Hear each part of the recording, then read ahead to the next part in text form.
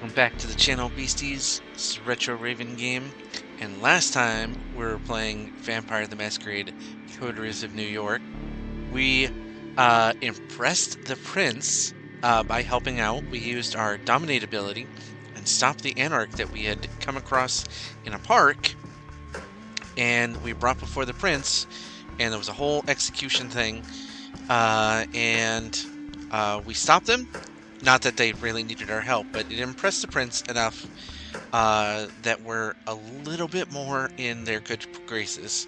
And we've been doing more feeding, and there's so much more to see, and I cannot wait. Welcome back, and we are going to get right on to it. We were on night 4.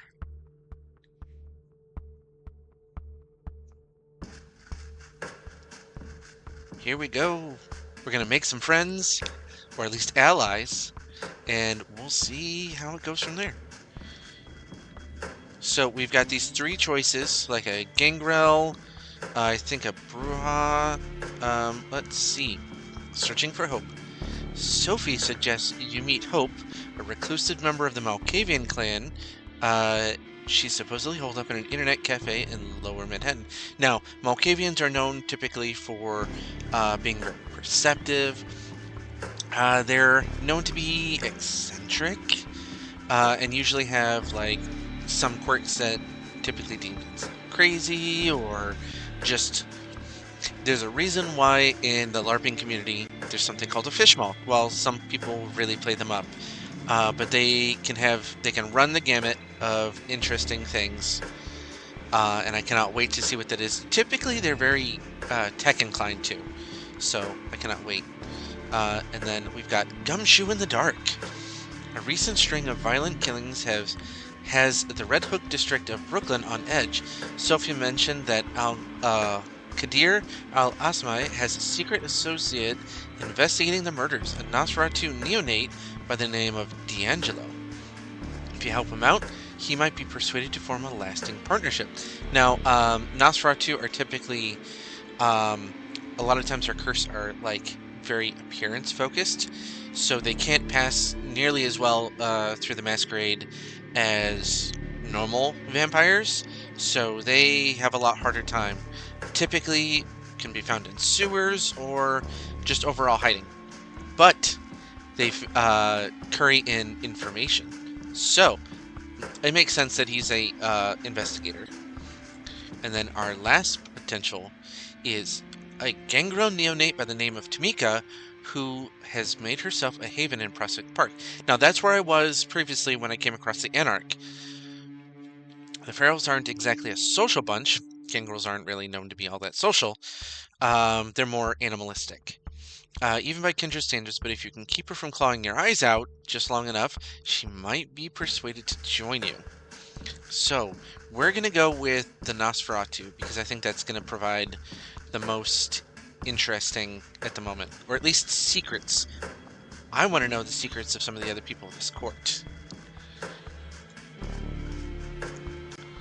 So first, I guess I can't really do anything at the moment, so I have to rest.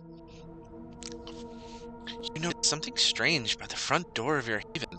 A letter has been slipped under the door in a cream-colored, old-fashioned envelope. There's no name on it, but you know it's meant for you. Opening the letter, it's clear it's been sent by someone incredibly old-fashioned, rich, or a fan of classic stationery. No normal person sends letters like this. The note is short and terse, written in elegant, delicate handwriting. You're cordially invited to the rendezvous at the Cathedral of St. John the Divine. I'll be waiting to make your acquaintance tomorrow night. Look for me closer to God. So I'm guessing up maybe on steeple, or maybe on top of a cross on top of a church. There's no other information. It looks like you have a mysterious invitation for the following night.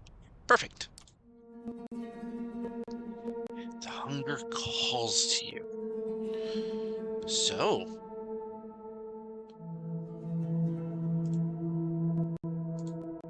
okay. The city skyscrapers, the seemingly never-ending sprawl of the boroughs, it's all a prison. You need to get out. You need to take control over your life this instant. The memory of your sire's frosty blue eyes mocks you, tempts you to show your dominance, to prove you have the guts to take what you want. Feeding, that's just the thing. Coaxing? No. Ordering a mortal to bend to your will, drinking deep of their lifeblood. Faces pass you by, while some look more ravishing than others, any would do right now. You compose yourself, your rational mind fearing a blatant breach of the Masquerade's temporary hold over your beast and its compulsions. Calming yourself is a small victory in and of itself. This resemblance of command will have to do for now, but it won't last. You need to quench your hunger before it overtakes you and makes you lose control. Alright, so Juno and Agathon. Juno, the notes. You find the mystery of Agathon, tantalizing enough to pay him a visit. Faith and myth. You've received an invitation to meet a mysterious someone at the Cathedral of St. John the Divine. And then all this.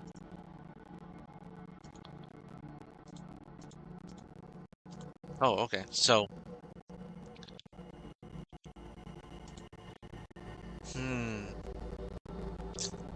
I think Faith and Myth Part 1. I really want to check that out. I don't see anywhere to, like, feed. So we're gonna do that. You haven't been to a church since you became a vampire. Or kindred, as the euphemism goes. You've had to focus on concrete, practical things like survival and feeding. You've learned the essentials of vampire existence, but you don't really have a clear idea of what that all means. The Cathedral of St. John the Divine is a New York landmark. You've been inside once before when you were much younger. You marveled at the Gothic facade. It is a really nice church. Looking at it now from across the street, it feels ominous. The prospect of an anonymous invitation to a secret meeting is a worrying one, but the venue is well chosen. It's hard to imagine a violent attack in a place like this, with eyes everywhere. You enter the cathedral discreetly. You've quickly learned this is an essential skill for a vampire. How to move without anyone noticing you. The full force of the cathedral's architecture hits you as you walk between the pews. If the architect meant to create the feeling of being small in the face of God's glory, mission accomplished. Based on the note, you're assuming that whoever you're meeting is somewhere at the front. As you step closer to the high altar, it feels as if something is dragging at your feet, as if the stone beneath you resisted your movement. Interesting. Religion is superstition. Vampires are satanic creatures, or does God still listen to you? Now, I know that typically in the LARP versions and on the tabletop, you aren't usually affected by any of that unless you go against hunters with like true belief, or you have a flaw that says you're much more vulnerable to religious iconography and things like that. So I'm going to say religion is superstition. Religion is superstition. It must be your nerves. Of course, it might also be vampiric thaumaturgy setting up wards. So, as you try to shake the feeling of crushing foreboding, it occurs to you that vampires are a superstition too. I mean, that's true. There's an old man sitting in the front. You see only the back of his head, bowed in silent prayer. Your footsteps echo on the floor, and he turns to look at you. You can't take your eyes off him. He's tall, dignified, white hair, balding, a few strands escaping to the sides. He's wearing glasses and a simple clerical clothing, so probably the priest. His eyes are warm and pale, too kind for someone like you. That's rough. Something is wrong. You feel heavy, as if a giant hand was pressing you down. The skin on your face is burning? Perhaps unconsciously, you expected something like this, as a vampire walking into the cathedral. Only it's not the building or god making you feel like you're burning alive. Oh crap. It's the man, the priest. Welcome, my child. The priest's tone is kind, but the rising panic inside you is telling you that kindness is not for the likes of you. Okay. Okay, so we have a choice here. Run, confront the priest, or fortitude, tough it out. Because fortitude is the one that, like, makes you resist damage and things like that, typically. I'm gonna try to tough it out with vampiric disciplines. Oh, I can't yet! Oh, because I don't have fortitude. Oh, okay. I thought that fortitude was typically a thing for this clan. Okay. So I guess we're just gonna... The only way to understand these painful feelings is to push forward and confront the priest. As you step closer to the priest, panic rises inside you. The emotions are hard to control. Fear, anger, pain, all trying to wrestle you in different directions. Away. Can I help you? Are you okay? The priest talks to you like he would a lost vagrant who has chosen to enter the house of God. How are you doing this? Please, it hurts. I'm sorry, Father. Oh, okay. Let's go with... How are you doing this? I'm afraid I don't understand. It is simply too much. You mutter something incoherent in the reply. You don't sound like a vampire, an undead being made powerful by immortal blood. You're just another sad, confused, lost soul. So, I'm guessing this guy actually does have true belief. Which is something that can potentially stop vampires. You turn around and stagger away, only feeling like yourself once you're back on the streets outside. You stand on the sidewalk, confused and scared. No enemies seem to be attacking you. The priest didn't follow you. The night air is wet with the smells of the city, the same as every night. How did it feel? Oh, okay, so this dude wanted to teach me a lesson. You look at the man speaking to you. He's well dressed, for a little archaic. Dark hair, handsome, like a character from an old movie. He smiles as if he knows something you don't. You glance around. There are people in the street. You don't appear to be in immediate danger.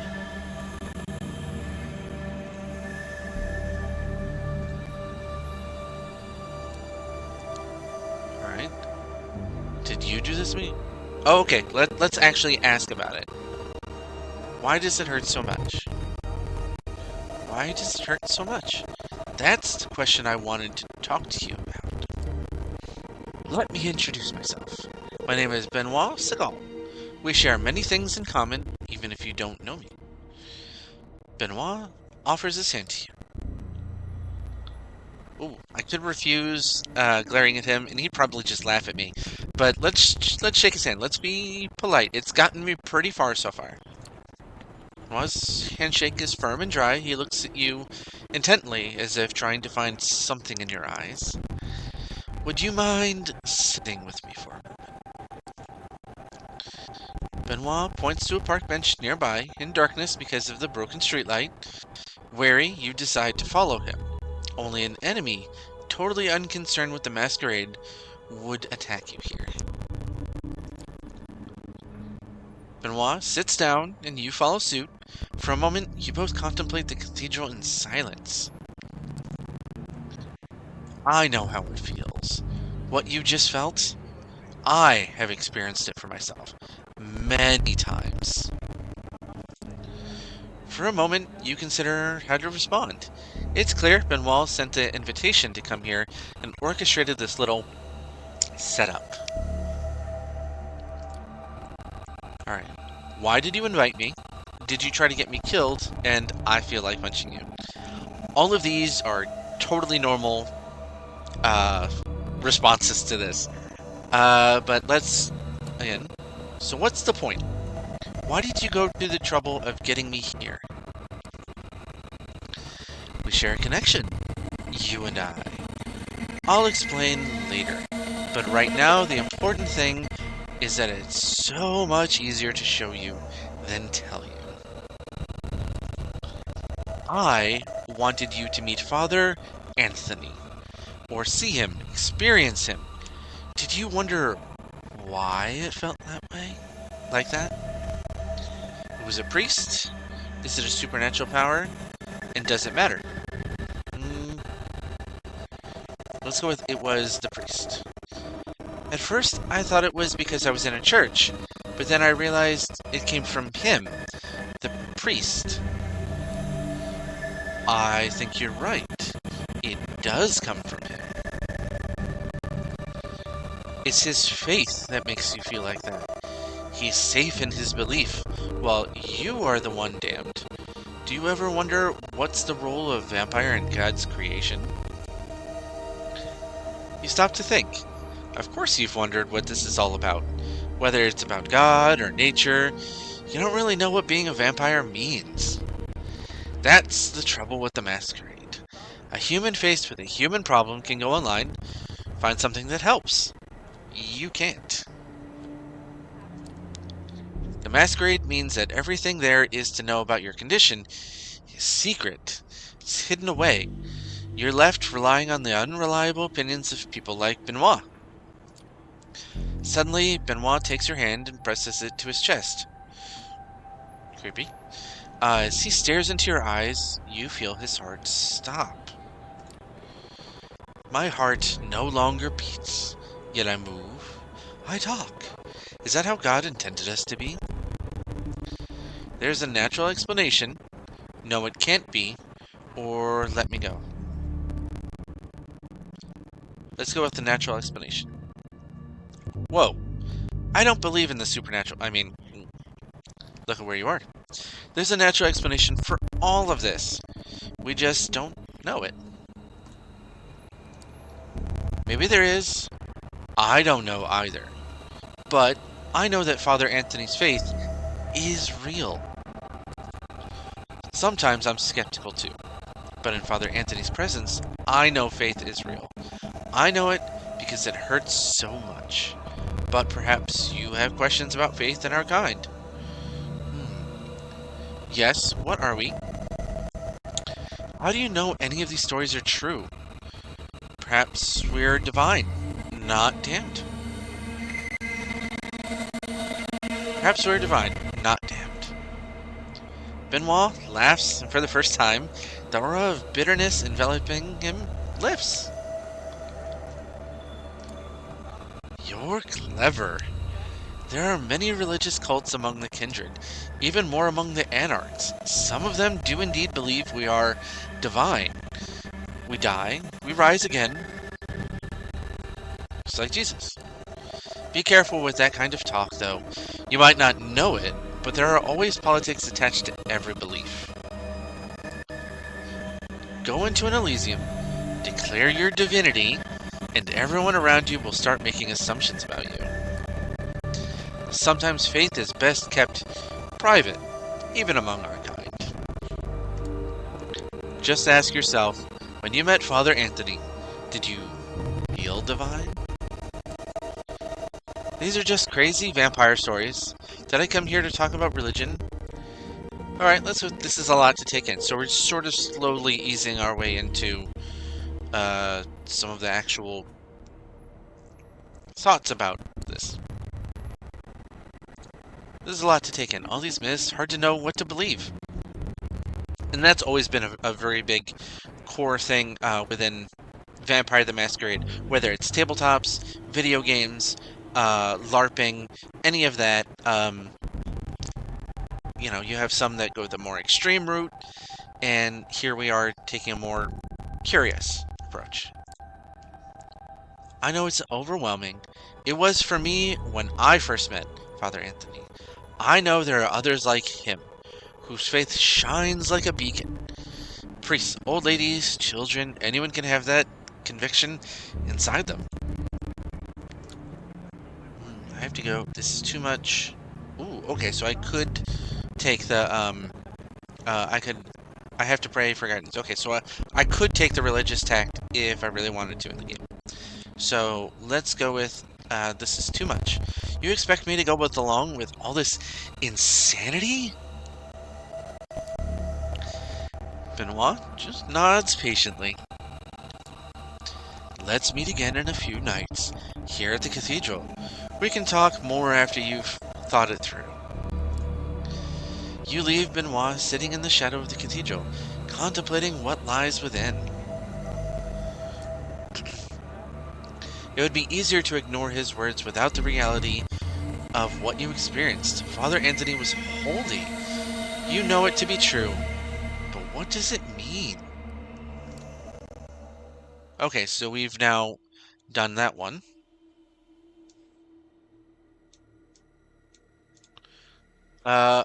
It looks like I still... Okay, so I think I still have time.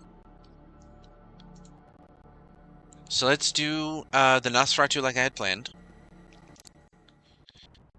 As you make your way down Clinton Street, the incessant hum of traffic gives way to the ominous silence of the waterfront. You stop to take in the familiar bouquet of the Hudson, made all the more potent by your recently sharpened senses. Across the basin, the Red Hook grain terminal rears its rusty frame. Once a bustling industrial area, now a sleeping giant splayed out on the riverbank. Forgotten. Abandoned. Conveniently so, especially for one hidden. Keeping to the shadows, you sneak closer to the dilapidated complex, making your way past hole-ridden silos and wobbly chain-link fences. By the time you reach the entrance to the main building, you can almost feel the rust particles making themselves cozy in the back of your throat. Not getting your hopes up, you give the door a slight nudge. To your surprise, it gives almost instantly. It looks like someone's been using it recently. Once inside, you find yourself in a large empty hall. Looking around, you can almost picture it, back in its heyday, stacked to the rafters with heavy machinery. You notice a set of stairs leading up to the mezzanine, almost like an office space. And then you see it. A faint light coming from the upper rooms. Looks like you're in luck. Quietly, with bated breath, you climb to the steps and approach the dimly lit room. The door creaks open, revealing what looks like an old-timey detective's office, complete with crooked window blinds, an overflowing ashtray, and paper scattered across a wooden desk. Suddenly, it hits you, that nagging feeling, that all too convenient, too inviting. Before you can react, the trap is already sprung. A plume of cigar smoke wafts over your shoulder, the barrel of a gun rubs against your spine. A raspy voice whispers in your ear, "Let me guess. Took a wrong turn at the third silo." Ooh, okay. Here we go. Attempt to talk down the assailant. Rush the assailant. Ooh, okay. So I've had pretty good luck with presence and dominate. So let's do that. Presence, make him stand out. Driven by a strange hunch, you open your mouth. You hear yourself talking, but the words are not yours. They seem to be coming from the deepest recesses of your memory. A movie you saw as a child. You don't know why, but it seems oddly appropriate. I know what you're saying. This punk ain't got nothing on me. I'm sitting pretty on a loaded Colt detective special. 5 in the cylinder, 1 in the chamber, and I only need 1. As corny as it all sounds, the stranger seems oddly receptive to the tough guy monologue, so you decide to bump a notch. Focusing your will, you boost your aura, filling the room with your presence. Your voice becomes smooth, oozing with charisma. A regular Sam Spade. You yourself can't help but feel a sense of awe. Hopefully, the stranger feels it too. But then there's that nagging feeling. What if there's more to this gal than she lets on? What if she's got me right where she wants me? Maybe I should hear what she has to say. Is that? Yeah. So how about we drop the tough guy act and talk like adults? You can always shoot me once we're done. For a few tense seconds, the room grows quiet. So quiet, in fact, you could swear you can actually hear the smoke swirling in the air. Finally, the stranger speaks again. You got a point there, kid. In a strange interplay of light and shadow, the stranger reappears behind his desk. Seeing him in his full, for lack of a better word, glory, you can't help but smirk. This is the dreaded Nosferatu? The way Sophie describes him, you were expecting some grotesque monstrosity. But this guy? The clothes? The swagger? The hard-boiled detective routine? It all comes across as a bad joke. Ooh. Still, when it comes to appearance, his lineage is undeniable. From 30 feet away, he could probably pass for a bum with a nasty skin condition. From 5 feet away, he looks like something made to be seen from 30 feet away. He leans back in his chair, casually pointing a gun at you. So, what brings you to my humble office? I'm looking for a Nosferatu. Are you D'Angelo? Or the Red Hook murders? So let's go with, are you D'Angelo? You're the one they call D'Angelo? That's my name, kid. Don't wear it out. My friends call me Jin, so you best stick to D'Angelo for the time being. Now, I suggest you tell me about what this is about. Otherwise, kindly ask you to get the fuck out of my office. I can see why Kadir keeps you, or I know who you work for. Ooh, let's name drop. Charming. I can see why Kadir keeps you around. His expression sours. Ooh, okay, that was a bad choice. Not a name you want to casually toss around, kid. Hey, I get it. You're not some random schmuck who wandered in here off the streets. So let's get down to the nitty-gritty. Who I work for is less important. What I'm working on, however...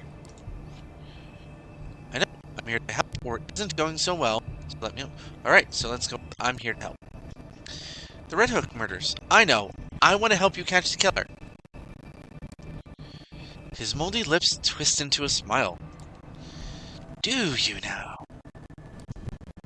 D'Angelo lowers his shade for a few seconds. He sits motionless with his eyes fixed on yours. Suddenly, he raises his gun, almost making you flinch. Almost. Then he twirls it into his shoulder holster in a flashy display that definitely looks like it's practiced. A lot in front of a mirror. You see the Nosferatu's lips move, but the quiet mumbling clearly isn't meant for your ears. Listening in, you're able to catch snippets of his monologue. Sure, they seem to care. What was the end game? What was their angle? Everybody's got one. Even if they pretend like they don't. Especially then. What the hell? Maybe this town's finally got to me. He pauses, sticks a fresh cigar in his mouth, and teeth. Maybe a good leap of faith is just what the doctor ordered. Ooh, okay. So, are you narrating? Offer him a light, or remain silent? Let's offer him a light. As he reaches into his pocket, you flash a lit lighter before his eyes. Or maybe you could use a healthy dose of unhealthy. For a split second, he gives you a puzzled look. He leans over to your lighter, puffing on his cig as it catches fire. A wry smile comes back to his lips. I like you, kid. You might look like a used car salesman, but there's just something about you. Tell you what, I was just about to head back to the crime scene, take a look around, refresh my notes. You can tag along if you want to. I could use an assistant, someone to take notes, make wild assumptions for me to shoot down. Who knows, if you're any good, I might consider making this a long-term arrangement. Sounds good. You won't regret it. What are we waiting for? He seems like the energetic. What are we waiting for? Just one more thing. You still got me at a disadvantage here.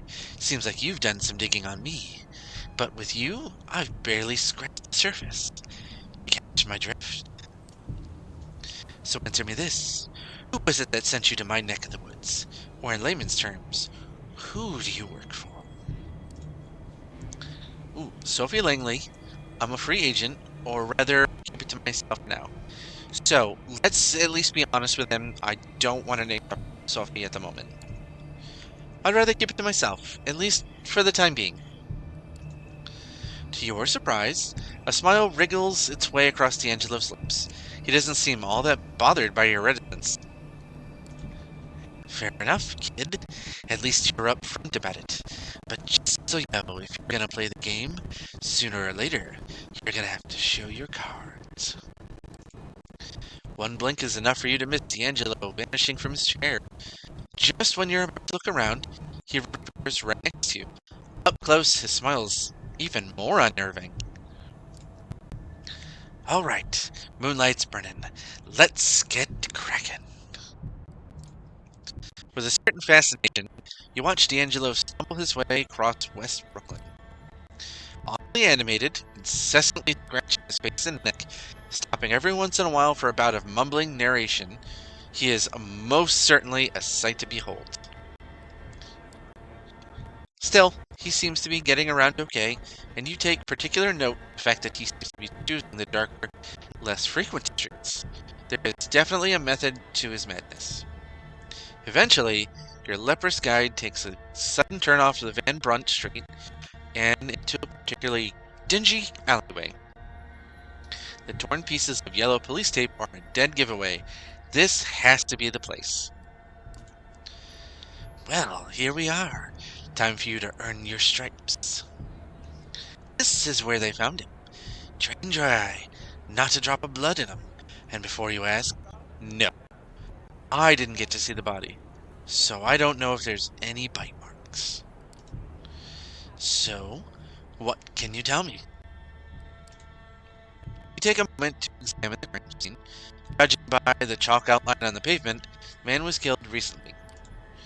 Curiously, doesn't appear to be a trace of blood or viscera, and you know the city's cleanup crew isn't that fast, or that thorough.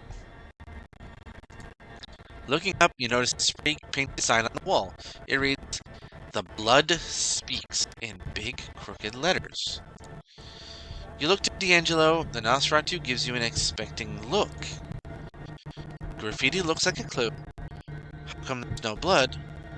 You're the detective, you tell me. Let's go with, how come there's no blood? I'm sure he's gonna respect that one. The spray paint feels like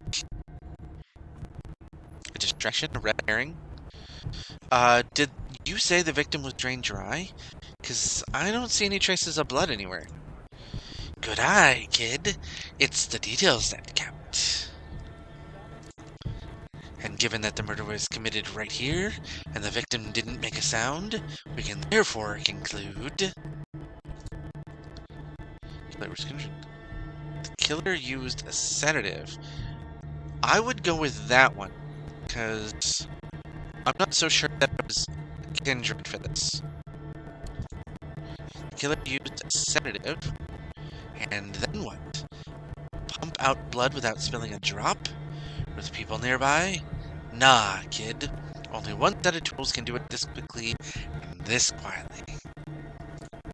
He smiles and taps himself on one fang. We're looking for a kindred, but not any kindred. Take a look at that graffiti. What do you think it means? I think it's meant to throw us off. Nothing. Meant to throw us off. Nah, I can see why you'd think that. But look at how crooked the letters are. Barely legible. Can't fake something like that. I disagree with that personally. Someone was very nervous. Very scared. It's definitely meant something to them. Tell me, if you were to guess, which clan would you say our killer belongs to? Ooh, okay. Ooh, oh, okay. Thin Bloods, Mokavian, or Tremere. Now, if this is potential, I'm gonna say Tremere. It's one we haven't really dealt much with, and I know in LARPs and in tabletop versions, they're able to like telekinetically pull blood out of a victim. They can also use Cauldron of Blood and like burn them to a crisp from the inside out. But I don't think that's what happened here. I'm gonna say Tremere. Wait, aren't the Tremere known as blood sorcerers? This was probably some messed up ritual of theirs. The warlocks do tend to get creepy at times, but they're not exactly the Manson family. It's just not their style. I might be jumping to conclusions, but my money's on the Thin Bloods. See, now, because this is V5, 5th edition, that's something newer to me that I'm not as brushed up on. I know that they're able to take blood and like basically use the powers of other kindred and like in a temporary fashion. So this is something very new for me. He passes, spits out the mangled remains of his cigar. Shit, it looks like we're gonna have to pay Larson a visit. Who? Why him? You don't sound happy. I'm gonna go with that one. You don't sound too happy about it. It's complicated. Larson's got a neat setup for Thin Blood anyway. Lived with this family. A mortal family, mind you. Even though he's Primogen, he's managed to shield them from kindred politics. And that takes some doing. So Primogen is like the head of a clan for a particular territory. Not sure if he knows who the killer is, but he could probably make an educated guess. In any case, we'd be doing him a favor if it turns out one of his is violating the Masquerade. It would put him in a hell of an awkward position. And I mean shitting upside down awkward. It's the kind of weakness the other Primogen would love to exploit. His position on the council is bad as it is. He pauses for a moment and mumbles to himself, but it's too quiet for you to make out. Finally, he lights up a fresh cigar. He takes a puff and lets the smoke escape through his crooked smile. All right, kid, let's get this over with. Compared to the industrial ugliness of Redbook, this place is quite a change of scenery. The heavily gentrified and pleasantly dull residential area emanates the sort of peaceful apathy that rich hipsters scoff at and blue-collars workers dream of. All of a sudden, the Nosferatu stops. Almost like he was taking a deep breath, steeling himself for something to come. This is the place. With that, he points to a surprisingly nice-looking two-story house. The place is almost speaking completely dark. Almost. You notice a dim shining through the curtain of an upper-story window. It's probably safe to assume that the head of the family is working late. Especially if the head of the family wants to be a vampire. Okay, kid. We gotta be gentle about this. I'm talking velvet gloves, soft cushions. You rang, my lord? Gentle. We need to get Larson out here before making a fuss or letting his family see us. If we blow this, he'll shut down like a speakeasy on raid night. Trust me, I know. Sounds like you two have some history. Let's get to it. What's the plan? Ooh, okay. Sounds like you two have some history. Sounds about right. But that's a story from another time. Right now, let's stick to why we're here. Tell you what, how about you take the lead on this?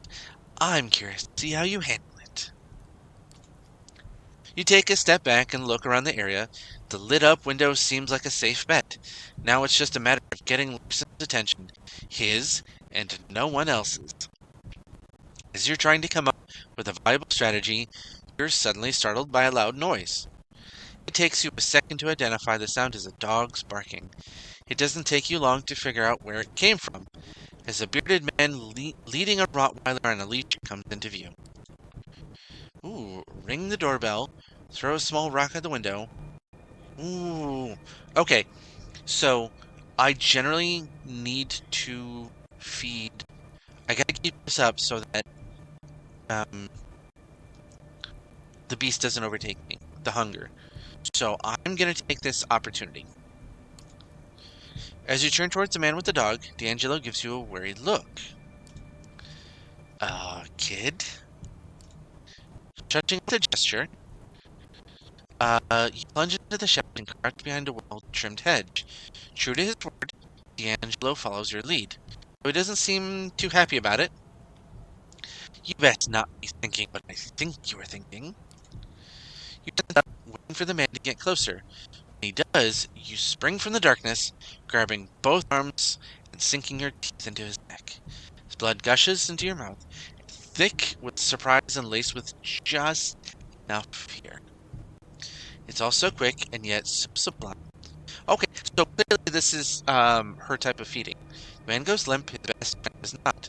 The dog goes off on a barking spree that would make a dead man cover his ears. Oh, you tear away from your victim, ready to let the beast loose on the hapless canine. D'Angelo, however, is quick to curtail your murderous appetite.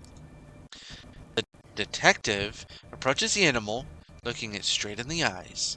He mumbles something under his breath, an oddly melodic whisper. Mesmerized by the chant, the dog grows quiet and lays on its back, allowing D'Angelo to pat its belly. So that's a bit of animalism there for you. Suddenly, you notice lights turning on in some of the houses. D'Angelo gives you an angry look and points to the unconscious man in your arms. Get him out of sight, now! Heeding his advice, you hoist the man over your shoulder and carry him to the nearest bush. Just as you're getting up, a very unassuming and slightly unshaven man in a turtleneck approaches D'Angelo. He doesn't seem happy to see him. Robert Larson. Oh, this is perfect! Because I drew him out, and now we don't have to deal with the family. Are you fucking insane? I mean, I know you are, but this is nuts even by your standards, D'Angelo. You glance over to D'Angelo. He looks somewhat embarrassed, scratching the back of his neck, clearly trying to find the right angle to play this. Ooh, okay. Sorry, we need to get your attention. You want nuts? I'll show you nuts. Oh, the guy wanted me to take the lead, and I kind of did. I don't want to interfere at the moment. You decide to sit this one out. D'Angelo seems to know the guy well. He should know which string to pull. Hey, Larson.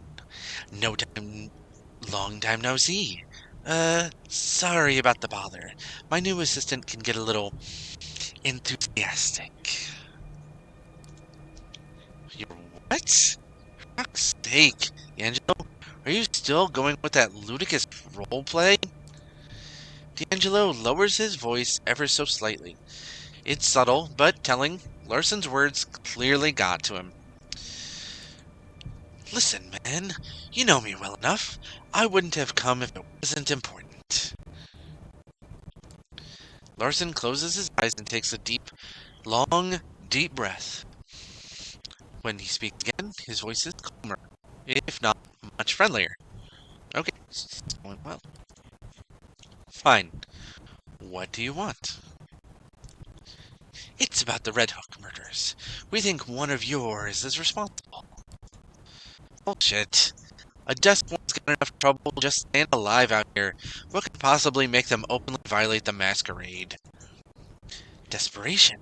The killer has been leaving messages. Whoever they are, I think they know something. Something they can't share with just anyone. I know it seems far-fetched, but it's the only way this puzzle fits together. Nah, I don't buy it. You're reaching, trying to find a scapegoat. Getting your boss's good grace. Word gets around, D'Angelo. You think I know who you're working for?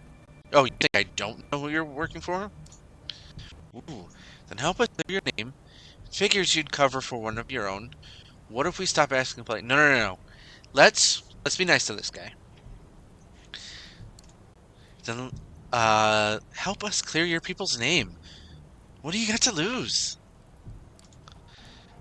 Everything. I've been a thorn in the council's side for a while now. This is just an excuse they need to get rid of me. What if it turns out one of yours did do it, and you sat on your hands to protect him? You think the council won't jump on that?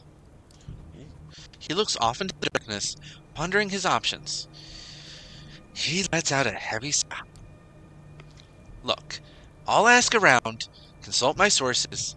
If it turns out that one of my own is responsible, they will face justice. In the meantime, keep your deductions to yourself. I have enough trouble as it is. Deal. Now, if you'll excuse me, I have to get back to my family. And with that, Larson retreats to the elusive safety of his home. You decide it's best to move along. You walk around a couple of blocks in utter silence. Even Angelo's mumbling seems to have taken a back seat. Oddly enough, you find his newfound reticence somewhat unnerving. Finally, the Nosferatu stops and turns towards you. Hell of a night. I don't know about you, kid, but I sure could use a drink. Something warm. A tall, sweaty glass. But first, let me tally your score. Let's see now. You did make a good first impression. I like that someone who can talk themselves out of a dead spot. Talking's cheap. Bullets, not so much. You held your own at the crime scene. Nothing I hadn't figured out on my own, but hey, we can't all be professionals. Finally, when the situation called for subtlety, you managed to avoid unwanted attention. Discretion is what separates a private dick from any old dick.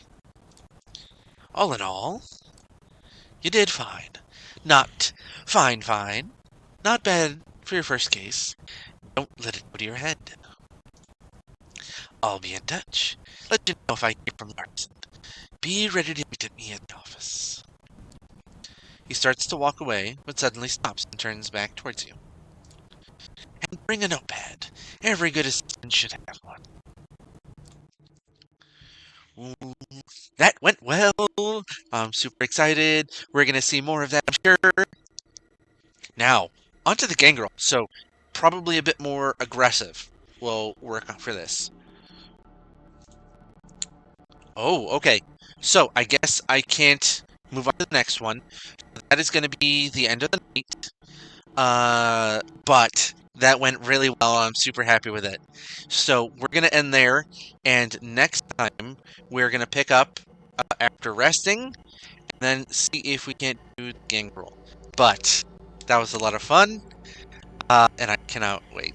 And if you enjoyed this, make sure to like and subscribe, and check out some of the other stuff. I've got some VR content, Vampire the Masquerade Justice, which is another Vampire Masquerade game, a little bit more first-person view out of that, as well as if you enjoy live streams, make sure to come and check them out.